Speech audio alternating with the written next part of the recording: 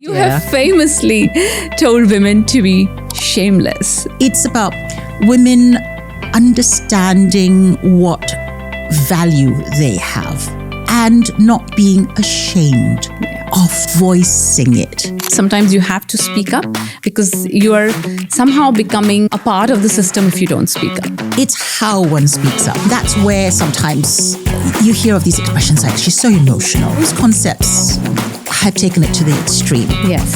But banging on the table, demanding to be heard, can be very counterproductive. There's a lot of conversation right now of getting more women board members.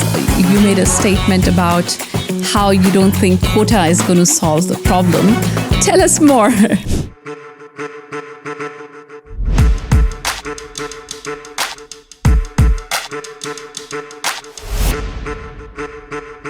Welcome to another episode of Rewrite the Rules. Today, our guest is a well-known name in the world of everything to do with women empowerment. She's a board member and immediate past president of United Women Singapore.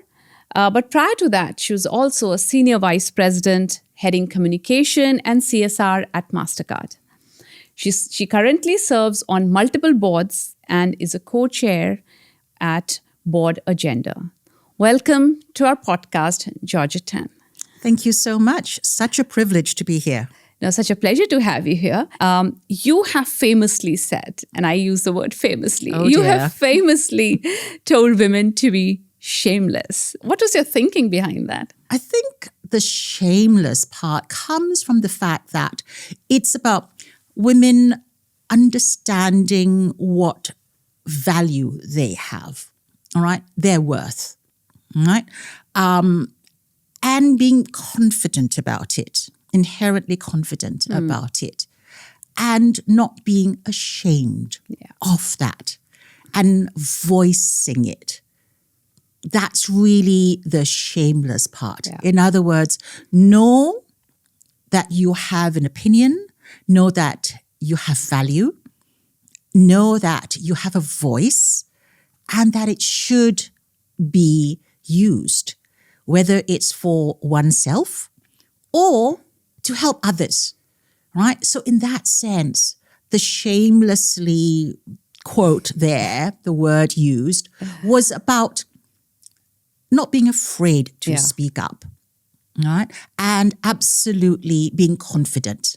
That's lovely framing, right? And not apologizing for voicing Definitely not apologizing. But also there's an element prior to that of knowing oneself.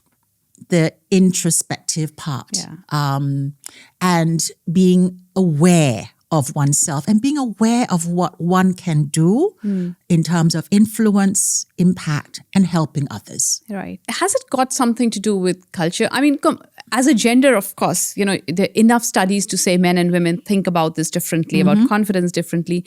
But then women in Asia, I think there is an added layer of culture. Absolutely. I think tradition, culture, the way we were all brought up, it's always very much going to be there. Yeah. That coupled with just gender stereotyping consistently taking place, it does have an impact. Yeah. Now, things are changing slightly over time, but yes, I agree with you. Tradition,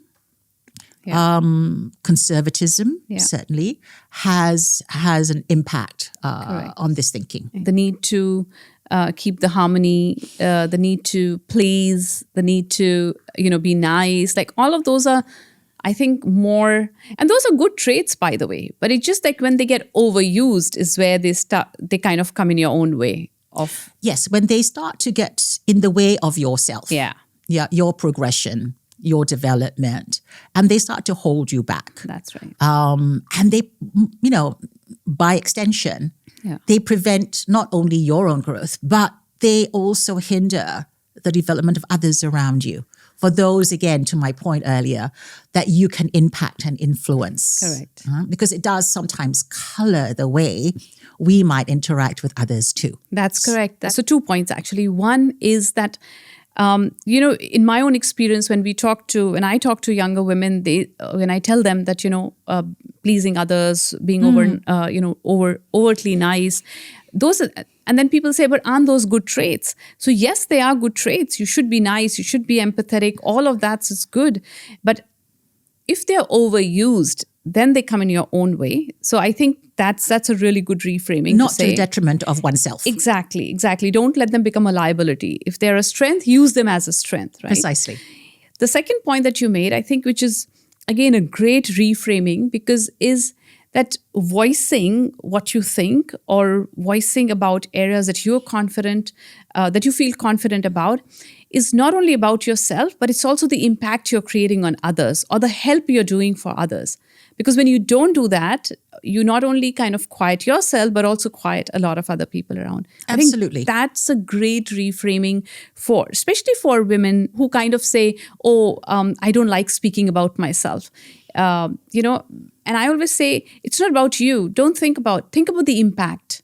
Absolutely. The impact that she can have on others, that message, the sharing, the learnings. That's right. And speaking out for the others too. So by not speaking out, it could be, in fact, a disservice to the person, but also all those around her too. Absolutely. That's a great point. And I do want to remind this to a lot of young women that, in workplace, it's your team. Sometimes you have to speak up.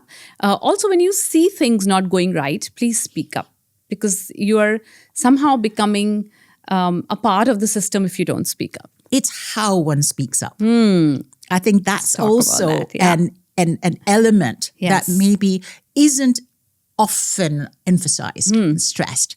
It's how one speaks up. And I think... and that's where sometimes, the concept of, you hear of these expressions like, she's so emotional. Right? Yeah. Why is she flying off the handle? Yeah. Those concepts have taken it to the extreme. Yes. But if we've thought things through carefully, if the rationale is right, if the intention is good, right, I think speaking up carefully, thoughtfully, yeah. Right? And in a way that is also respectful. Because Love that. Banging on the table, demanding to be heard can be very counterproductive. Yeah. Sometimes speaking in the quiet voice, being the quiet voice of reason is so much more powerful than just screaming and demanding attention at the top of your lungs. Love that. Really love that. I want to shift gears a bit and talk about, your transition. When I had met you earlier and when I was just reading about you, you've made this really seamless transition. So you started off in public sector, you moved to private sector, and then now you are in what we call people sector or nonprofit, whatever way we want to call it. Mm-hmm. So talk a little bit about your transitions. Well, I consider myself very privileged, very blessed that I have had an opportunity to move from one sector to the other, starting in public sector, because, it is all about service. It is about being a public servant, right? Yeah. Being in the civil service. It is about giving. Yeah. And that actually was the foundation by which it all started. And then I had the opportunity to then move into the private sector. And I was still basically doing the same job. It was always in communications, PR, public communications, and then CSR as the addition. My last role was, and you rightly quoted, was with Mastercard, for which I am extremely grateful, because there I started my interest. I was actually given the opportunity to take on the CSR role. That opened my eyes to what was not just here in Singapore, but across the region, the role that women play. Yeah. Right? The incredibly important role, but at the same time, the troubles, the challenges, the issues that they face. Right across the board, whether, we're talking about rural India or China or Taiwan or Japan or Australia or here in Singapore. Right. And that actually allowed me to then start to think about at some point when I made the decision and stepped off the corporate treadmill, so to speak, that this was what I wanted to do. This was the space I wanted to continue in, to give back and to use whatever skills, expertise, and experience that I had been so fortunate to glean in all my past years. How do I use that to help organizations, in turn, help women?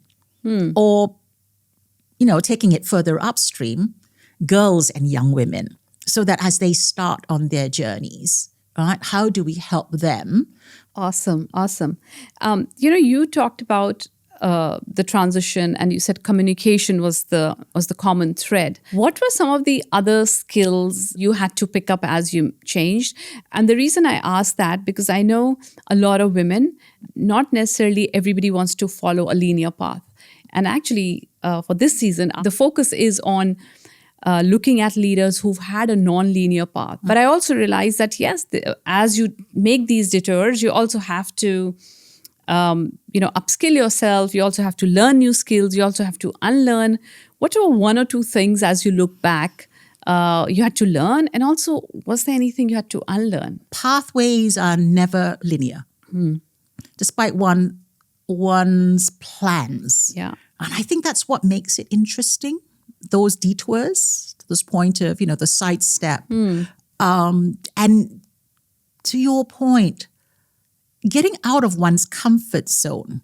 So yes, I was always in the communications PR role, in that space, but it was using those skills in other areas. So whether it was translating that to the CSR space, right? Working with colleagues who were in product development, for example, all right? Using those skills in things like knowledge leadership. Because it's great to have the data, but how does one convey that data? That's a communication skill. And to your point earlier, the question about what other skills I had to learn along the way, I think certainly organizational behavior, culture, being a part of that. Perhaps what I gleaned most of all, whether it was from the public sector, the private sector, and then now obviously translating it into the people sector, the nonprofit or the CSO sector, teamwork. All right? The sense that it is always about working together, collaboration. I'm lucky enough to say that some of my best friends have been people that I started out working with on projects. Yeah, but those are the sorts of things that one learns on the job. You definitely understand, learn, experience, and to a degree perhaps learn to accept. That's right. Diversity. Yep. Differences. Yeah. And you adapt accordingly. One picks up the opportunity to also demonstrate being a leader, stepping out at the appropriate time. Yeah. Right? Having a voice. Again, speaking up where appropriately. Correct. But all these things, yes, these are skills that one learns along the way. And whether you relate it to your own domain expertise, which was in the space of communications for me, or whether it's HR or product development or innovation or any of those others, I think those fundamental skill sets apply. Collaboration, acceptance, right? Coming in with very open mind. Yeah. And very accepting of the people around you, but also understanding that you have limitations too, and that you're there to learn. Great. So I picked up two things as you were talking. So one is this need to always, the skills that you were emphasizing on are very interestingly the skills that people much to my irritation, people call them soft skills. Actually, They're they're not really hard- not. but they're not hard soft. skills either. They're not Yes. technical skills. No, they're not technical skills. But the reason I personally don't like the word soft skills because they, to me, just the way even you were defining, are really your power skills. Because, they are not, as you said, formally taught. You learn them along the way. And actually, after a point in time in your career, they start to become even more important than just your technical skills. I fully agree with you on that point, actually, because technical skills absolutely takes you to a point. But Yes. beyond that, that's the differentiator for Yes, you, whether exactly. you're a good leader, Yes. team leader, whether you're a good, CEO, department leader, Correct. or just a good colleague. Exactly. The second point that you talked about, and which is a nice segue into what I wanted to ask you, is also, working well with others, teamwork, making allies. And one of the things that we talk a lot about in our conversations is how do we get women to enlist more male allies Sure. in this whole journey? And then also, how can how can well-meaning males become more of our allies in this change journey? I'm in this space where the focus is on women's empowerment. Yeah. There have always been men who have been supportive of Yeah. women. I think maybe in the last 5 to 10 years, it's been brought out a lot more. Nice. Okay? And I can remember a time when, the thought of, the women have to stand up, the women have to fight for themselves. And it seemed as if it was very anti-male. I've come across many men who, even in my own experience, my own organizations, who were extremely supportive of the role that I played, who always gave me opportunities to step up. And it just so happened that they were in a position to provide those opportunities, to open those doors, to be the mentor, to be the sponsor, or just be somebody who was, collaborative. Yeah. Having that, I think, is very, very powerful along the way, whether it's done formally or informally. In the organizations on the boards that I serve on, whether it's United Women Singapore, we have girls, young women in a mentorship program. And there are many men who step into that role as mentors. Lovely. And they love that role. Right? They're really ready to impart their knowledge. They commit the time. And I'm so encouraged to say that many of them, every year, they come back and say to us, count me in again. All right. It was such a wonderful experience. I've gained a lot from it. In the other organization, Board Agenda that you referenced, we have a mentoring program that looks to try to match aspiring female board directors, board-bound women, with mentors, many of whom, again, are men who are in established board director roles. They actually spend a lot of time with their mentees, guiding them, providing them opportunities, and mentoring them along the way. And those relationships go beyond the program. Even when the program's done, Yeah. That's they right. carry on. That's right. So I think male allyship is very powerful. We'd love to see more of it. Yeah. No, I'm so happy to hear, as you're talking about these male allies Absolutely. coming in.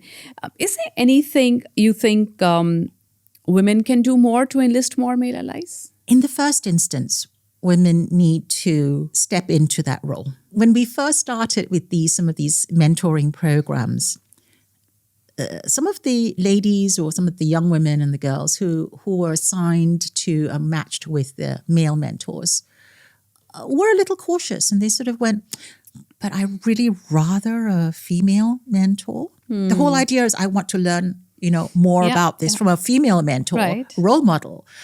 But then we always encourage them to give this a chance. They always come back later and say, that was the best experience ever. Lovely.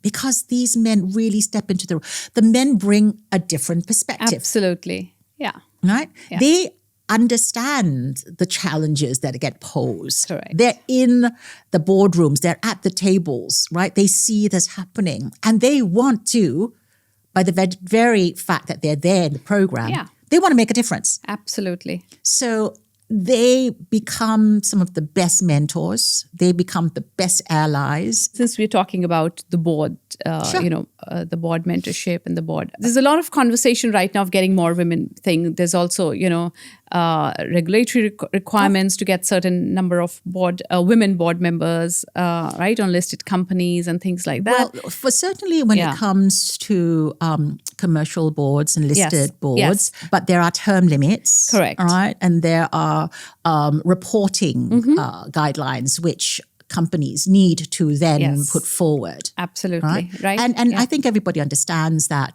it's always in the best interest of an organization that they have a diverse board. Exactly. You made a statement about how you don't think quota is going to solve the problem. Quota versus target. That's the key word I picked up. Tell us more. Quotas are, again, these hard and fast rules that say, you need to have, 30% or 35% or 50%, right? I believe more in having targets which, again, get changed along the way, right, depending on the requirements. And I think rather than these hard and fast rules that say, once you've hit 30, what happens? You stop? I would hate for that to happen. Not just because you hit a quota, you've met that deliverable, then it stops. But rather the sense and the understanding that comes from this is something that really is beneficial from an organizational perspective. Right? That having the diversity of thought, the diversity of understanding and experience or domain expertise, all that diversity is extremely useful in any organization at any level, including and especially at the board. Having that from a strategic planning directional standpoint. So I think the target is there so that one works towards it. I think having quotas becomes sometimes this artificial mark. More like tokenism, right? And then sometimes you fill a position not because the person is the most deserving or the individual will bring the best value to an organization. But you're there to basically tick a box. That's not in the organization's best interest. And that's not necessarily what the individual wants to bring to the table too. Nobody wants to be the token person. Correct. At the table. Any well-functioning board, high-performance board, and subsequently the organization that they serve. They serve their shareholders, they serve their stakeholders, they serve the staff, right? They serve the customers. It's a service. So understanding that the right people in the right place at the right time and bearing in mind that diversity is good at any point, that's what you want at the end of the day for any organization. And having diverse slate, women, persons who are older, with more experience, all right? Persons with different domain expertise. All those have value. So I think that's, bottom line, that's what we should be looking at. Obviously, the argument is, well, why don't we have more women at the table too? Right? Yes, it's about pipeline. Right? And yes, there are many women who are very capable. Looking at many of the women who go through our mentoring program. Right? We're now in our 5th cohort at Board Agenda. And these women are highly capable. Right? They've got great professional careers and they are ready to step up into the role. And I think these women should be given the opportunity. Correct. Do you think do you think something holds them back or are they ready and then they're ready? opportunity. We've had a couple of instances in the earlier cohorts where some of the mentees come back to us and say, do you know what? After this program, I actually recognize I'm not ready. Sure. Right? And it takes a very big person to recognize that. And we're actually very pleased that they come to that conclusion and that their mentor has actually guided them to this point, and that they will use the time to get more skills, make more contacts, and look for those opportunities. So it's about opportunities, it's about timing, it's about being completely ready, because it does take a lot of commitment, time, resource. One gives of oneself a lot. And sometimes women and sometimes men are not quite ready for that at that point. Okay. Yeah. Just switching gears to a totally different thing. You have 2 daughters and I have a daughter. What do you think parents, can do differently or more or less to make their daughters more resilient, more bold? Well, certainly with regards to daughters, my husband and I, we've subscribed to the notion that we give our daughters a strong education, as much as they would like to carry their education forward. We give them a home environment that they feel safe in. Right? We hope that we impart good values. Right? We give them the opportunity to build on their strengths. We allow them to try different things. And this is maybe the hardest part. Sometimes they're going to fail. And it's okay. But at least try, give it a try. Not everybody is going to excel at sports or excel in math or, be a chess champion. But the sense that they've given it a shot, they maybe haven't been successful, but they've dealt with it, right? First by trying and then realizing that maybe they're not cut out for it, but moving on, right? Not having that become the stumbling block. If they happen to be good at something, then all the more reason, focus on it, excel in it, if that's where the passion is. So it's opportunities. It's certainly providing a safe environment where they can succeed, but they can also know that failure is not a dead end in itself. Right? It's not finite. In fact, if anything, it's part of a growth journey. And that whatever it is, they can always talk to us, no matter how difficult those conversations are. Right. But it's also, and then again, underlying and underpinning all this is this sense of confidence and self-worth. Because they, any kid who has that as a foundation can pretty much tackle challenges ahead of them. So it starts there. It starts at home. I love the point that you made about, letting them fail or allowing them to make mistakes, because again, it's for every child, but for, there are enough studies, there are enough stats out there that they say that girls actually, especially 13 to 15, you start to see their interest in STEM going down. All those differences between genders start from there on, you start to see those things, right? And I guess, of course, schools, teachers, but also parents play an important role as so much how you're so. pushing Absolutely. The influence that parents and family, immediate family has correct.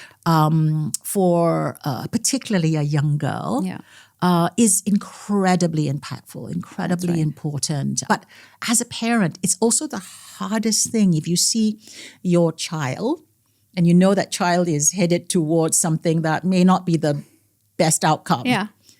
Do you pull that child back, or do you let that child fall and fail and learn from there, hopefully?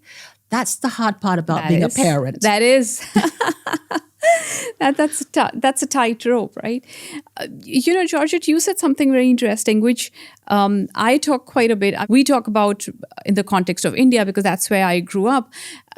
we say that, our parents, like our generation, our parents gave their daughters, like us, like all the right education. They didn't differentiate. They made us financially independent. And that was the big goal for, if I speak just pure from my parents or any middle class at that point in time in India, they were focused on making their daughters financially independent. And that was the goal, right? But we, at the same time, we also joke that our parents' generation did not probably tell their boys enough that tomorrow they're going to get married to these really fierce, financially independent women they're going to marry, right?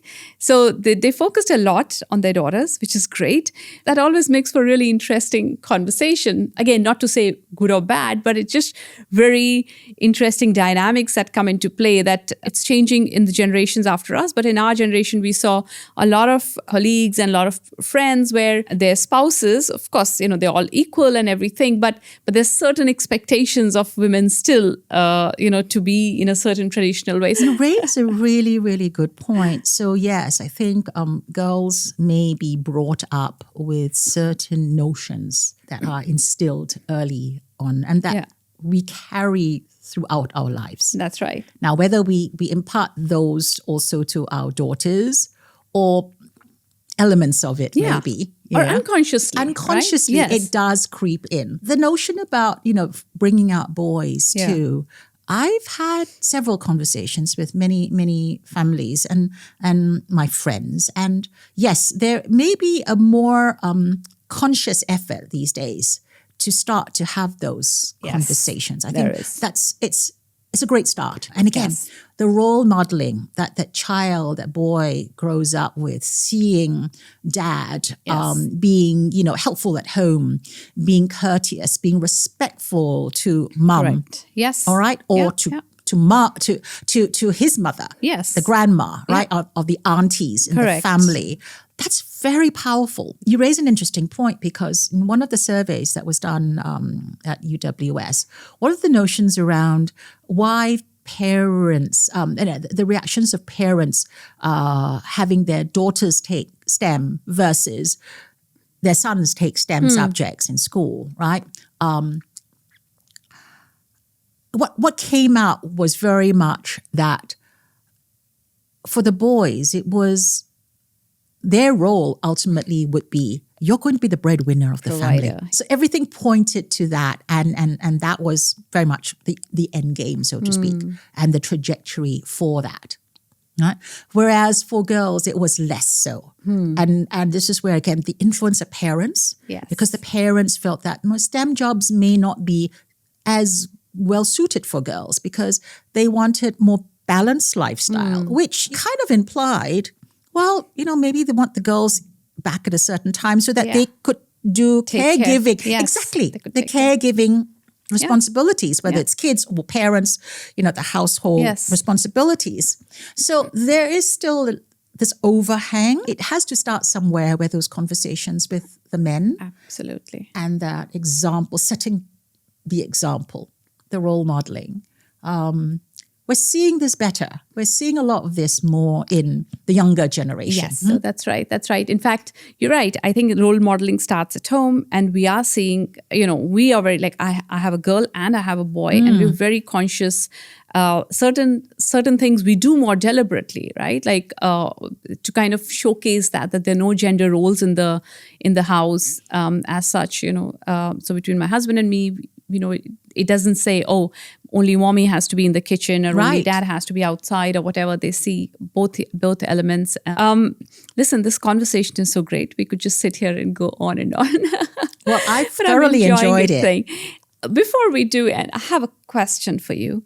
What is one rule that you have rewritten? Because we are all about rewriting the rules. It's probably about the fact that the rules sometimes change over time.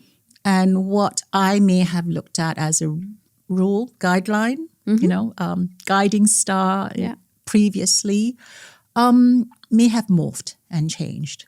And that comes with both growth, development, changing environment, changing circumstances, changing mindset along the way. So I think, if anything, it's about flexibility, right? Going back to the staying open. Yeah. It's good to have, you start with a set of beliefs. It's good to have that. And it's good to have core beliefs that you have no matter what, values, right? But there may be things around, external influences, whether they're principles or otherwise, that one may change one's view of over time. Sure. All right. And as one gets older, Okay. one looks at things with different lenses. All right. Time does that to a person. Okay. But again, I think it goes back to the core values still remain the same. All right. What you're brought up with, what you believe in, and what hopefully one wants to do to help others, because I think that's something that we need to do more of. Particularly if we are in a position of being able to do something. Yeah. Stepping up, whether it's, again, a small thing that you do for your family, your neighbor, the community at large. It doesn't have to be a big event. It doesn't have to be a big scale. But if you're in a position to provide a good word, a kind word, a helping hand, it's on us. It's on us to do that. And I think no matter what, that may be, if I can turn your question around, has been the one thing that hasn't changed. All right? Less so about, yes, there may be lots of other things that have changed about the way I view the world, or, the way I view myself in some ways. But I think the one thing that hasn't changed is this need, greater and increased need to always think about how one can help. So that rule, I think, hard and fast rule for me. Great, Georgette. I've really enjoyed this conversation, and could just go on and on. Thank you. There were a few things that's kind of stuck with me, or if I were to kind of, do a quick recap of our conversation, I love the framing of when you speak up, don't only think about that you're speaking for yourself, or you're speaking about yourself, or you're bringing the limelight on you. If you can reframe it that when you speak up, you speak for others, you are impacting others, and you're also helping others in a lot of cases. And when you start to think like that, speaking up becomes easier, because then you take the limelight off you and on the impact, and you put it on the impact and you put it on the others. So that was like really good way to frame. I loved our conversation around male allies, that, how can men become a better partner for us, because women alone don't have to take the burden of changing the system. It's it's going to be beneficial for everyone when this diversity comes in, and but also for women to go out and experience different things, seek out male mentors or male sponsors, because you get a very different perspective rather than just always looking for women role models or sponsors. The third piece about starting at home. All of us who are parents or who are uncles, aunts, we can influence the younger generation by role modeling. We sometimes underestimate that. Even when we are in, let's say, in a place like a mall where people are just, kids are just watching our behavior, right? Like that can be a role modeling. And I want to finally wrap up by saying thank you so much for all the work that you're doing and all the service that you're doing. We would love to play a small part of it in some way. But thank you for your time. No, it was thank really you a for the pleasure speaking with opportunity. you. It was lovely. I thoroughly enjoyed it. I loved it too. Oh my goodness. Thank you. So it's very interesting. Mm-hmm. Is this what it is? Oh my goodness. That's a giveaway. I shouldn't have that. Oh, I love it. Okay. Wow, fantastic. Well, thank you so much. You're Wow, welcome. this is lovely.